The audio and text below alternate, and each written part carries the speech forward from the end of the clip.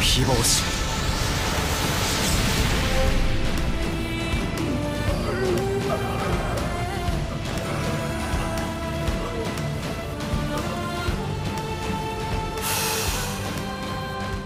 Welcome to spring, welcome to hell in Hell's Paradise episode 1.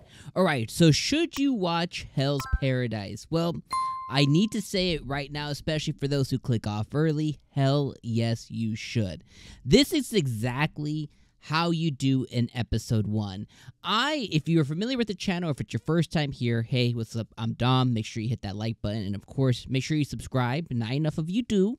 So, if you're familiar with the channel, if you're not, then my biggest rule of thumb, especially when starting a brand new season, is episode 1 is the most important episode of the season, period, the end.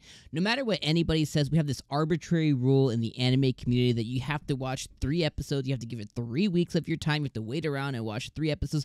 No, episode 1 is the most important episode of the season.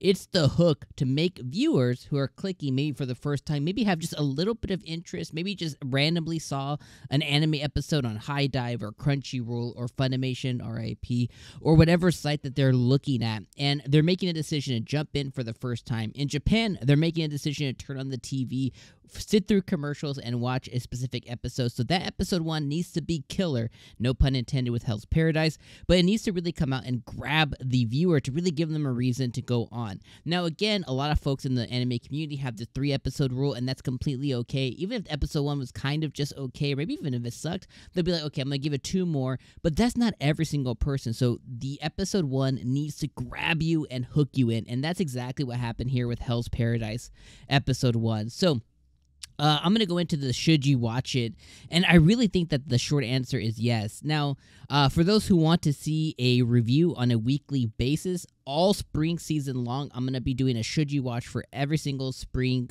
anime that comes out that I have a little bit of interest in, and based on your guys' reception down in the comments, hitting the like button, I'm going to decide on what we watch and the 10 anime that we officially watch all season long. So if you want Hell's Paradise to be one of them, make sure you hit the like button and make sure that you comment down below. Even if you don't have anything to say, just hit me with an emoji. So, first and foremost, Studio Mappa, guys, can simply just do no wrong. They even created, like, a Marvel-type, what would they call it? Like, entrance video, introduction video. Basically, like, you know, how in the West we have Paramount Pictures and Universal and Marvel Studios and DC and all this, and they do this really cool intro that shows, you know, PlayStation Studios. They do all this stuff. So, Mappa has one now that's a super sick intro with bikes, and I was like, the animation is just so 90s, but so relevant in today's stats. I was like, it's just so dope. The episode then begins with a beheading. Like, immediately, I was like, wow, I am in. It's gruesome, everything. Then we get through execution. So we see executions are happening. They run us through how beheading works, how, you know, a lot of times it would take multiple blows to really, you know, behead somebody, and that executions are gruesome, gross, and horrific scenes. And I was just like, oh my gosh, it's a lot. So they hit us with some tough reality to start the episode. So like, okay. Then we get introduced to our white-haired character who seemingly broke the blade with his neck. We didn't really know how that happened. Later on, we found out exactly why that happened. Then we get hit with the intro song, which is dope AF. It is just absolutely killer. The intro song and the intro animation, like, the animation was like, oh my god, I was just oozing excitement from every corner of my being. The intro song and the intro and, like, the OP is just absolutely killer. Then we see, okay, now we're going to introduce to, next step was we got introduced to Gabimaru, which was a born shinobi. And we basically go into, from the beginning of the episode, we go into his introductory piece of it, to him not being able to get executed, to learning his backstory by an interviewer. Basically, there was somebody there who was, like, you know, interviewing him, logging his history and everything, taking notes, and eventually we find out later on that she's actually the executioner to actually come and execute him. She wakes him up to some stuff, which I'll talk about a little bit later, and he decides he no longer wants to die. He's presented with a pardon from the shogunate to go and investigate something called the Shinsenkyo, which is a place that apparently is an elixir of life in that certain place, and she came to recruit people on death row who had this spark and will to live and had a lot of talent, and he's one of them. And then we got introduced to kind of, okay, here's the plot and everything. And then last part is the ED is absolute fire as well. So when I think of an episode 1, I think of an episode 1 hooking you. I think of an episode 1 really setting up some characters, interesting characters that you really want to learn more about. If they can world build on episode 1 or kind of introduce you to a world that's interesting, then I think that's something that can really grab a viewer. And the last piece of it is if it has a really strong plot device to push us forward as a viewer, then that is also a really excellent thing to all come in and establish in episode 1. And this did it, right? And it introduced the characters. We have Gabimaru, who is considered the Hollow Man. He's a shinobi trained, like a trained shinobi for life, who knows ninjutsu, and he's extremely powerful and has a lot of different ways to not die, essentially. He's known as an executioner himself, essentially. He's known as somebody he's just gruesome, and he was somebody who was basically the top dog of the shinobi. So they introduced him, which is our main character, and they gave him some nuance as we find out later on as he's trying to wake up as to why he no longer wants to live. He decides that he does want to live, and he wants to live for his wife that he originally thought he had no ties to whatsoever. But he comes to find out through all of these events that he's actually deeply, deeply in love with his wife, and that's the thing keeping him attached to this world and gonna be his driver to drive him forward to make it back to her at some point. So very nuanced, very complex, very interesting character.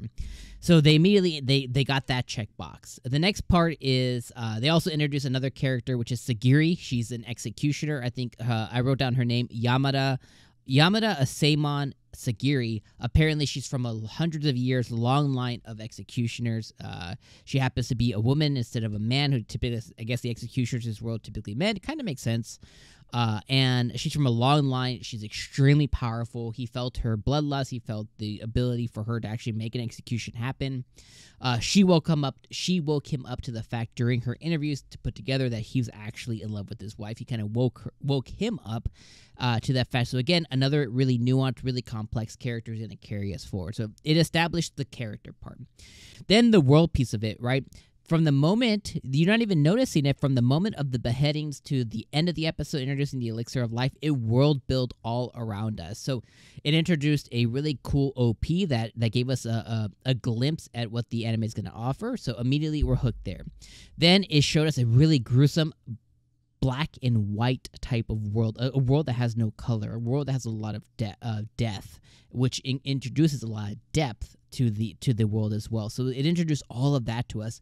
Then it introduced color in some very interesting ways. One being blood, two being the flowers, and the 𝐒𝐡𝐚𝐧𝐧𝐞𝐥, which is that place that could potentially have the elixir of life. So it world built around us, right? So the world now, I have this seemingly like really imaginary type world in my mind when I'm thinking of the show. And the last piece, which is that third element that every episode 1 needs to have, is a really strong plot device. And the plot device is Gabimaru trying to make it back to his wife and trying to basically go through hell and high water to make it back to his wife. So that's the really strong plot device. On top of that is you have the Shogunate Edo period, Edo era, that is introducing us to this mystical factor of not only his ninjutsu that he showed off by, Sagiri wanted him to show that off.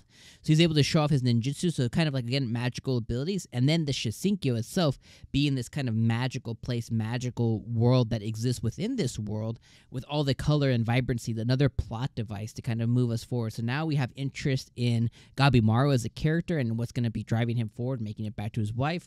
We have interest in Yamada. Her plot device is being the executioner, probably going to have to accompany Gabimaru. And then we have the 𝐒𝐡𝐚𝐧𝐽, our curiosity, figuring out, okay, what is this mysticalness? Is there other magic in the world, or is this just like another mystical place as Sagiri kind of explained to us, the viewer, as there's like an underworld and there's like this other place, it's like, heavenly type place. So is there going to be more magical elements that come through? Again, that plot device is really driving our interest and pulling us forward. So I think this is just an absolute killer episode number 1. I think this was a 10 out of 10. I would be remiss to say if I wasn't very excited to cover this all season long. Again, that's going to be up to you guys, so show me your love, show me down below. Let me know what you thought about my summary and my take on episode number 1. And again, if you clicked on the video, say, should you watch it? Yes, absolutely. This should be on your list this season. I think this is one of the coolest ass things I've seen all season. We're going to be watching a lot of comedies, isekai, and romance. So this being kind of like this really like gruesome, horrific, deep down and dirty anime that Chainsaw Man was trying to be, I think this is going to fit that perfectly. And I'm very excited to be with this all season long. So, my friends, let me know what you guys thought if you watched it, and we'll see you on episode 2 potentially. If we don't, thank you so much for watching my Should You Watch, and we'll see you on the next spring season anime. All right, peace out.